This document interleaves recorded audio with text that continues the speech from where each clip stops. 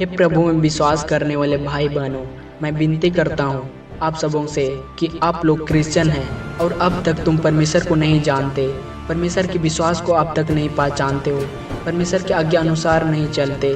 मैं निवेदन करता हूँ कि आप लोग परमेश्वर के आज्ञा अनुसार चले, परमेश्वर के वचनों को पढ़ें, सुनें, परमेश्वर के विश्वास पर हमेशा स्थिर रहें, क्योंकि अब दुनिया में बहुत सारी बुराइयाँ चल रही है, बहुत सारी महामारी चल रही है, लोगों की संख्या बहुत बढ़ रही है, दुनिया में बहुत पाप हो रहे हैं, इसीलिए सारे नाना प्रकार के हादसाएँ हो रही है। परमेश्वर चाहता है कि हम कोई पाप ना करें, हम सब पवित्रता से जीवन जिए और हम सब अच्छे इंसान बन के रहें, सब लोगों से हम मिलजुल कर रहें, किसी को चोट ना पहुंचाए, क्योंकि परमेश्वर का सच्चा निशानी प्रेम है। ये सही अध्याय 55:6। जब तक प्रभु मिल सकता है उसको ढूंढ लो, जब तक वह समीप है उसको पुकार लो। यिर्मयाह अध्याय 23:29।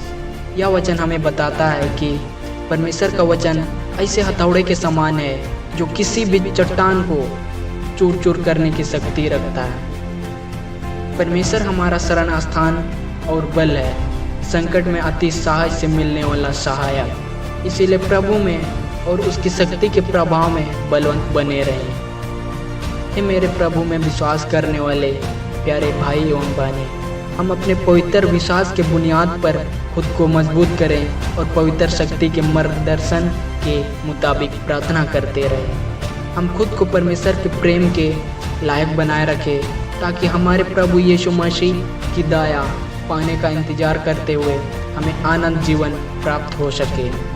पूरी दुनिया जानती है संसार का सच्चा परमेश्वर हमारे यहोवा परमेश्वर हैं, इसीलिए हम अपने क्रिश्चियन होने पर गर्व करते हैं।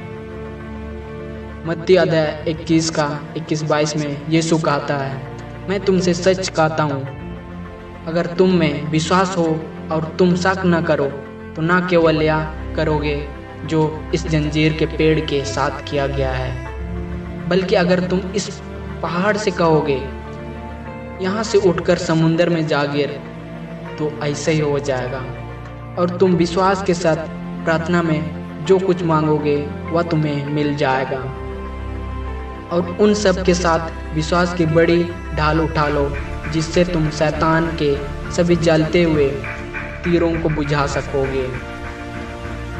मत्ती अध्याय 28:19-20 में कहता है, इसीलिए जाओ और सब राष्ट्रों के लोगों को मेरा चेला बनना सिखाओ और उन्हें पिता, पुत्र और पवित्र आत्मा के शक्ति के नाम से बपतिस्मा दो, और उन्हें वे सारी बातें मानना सिखाओ जिनकी मैंने तुम्हें आज्ञा दी है, और देखो मैं दुनिया के आखिरी वक्त तक हमेशा तुम्हारे साथ रहूँगा।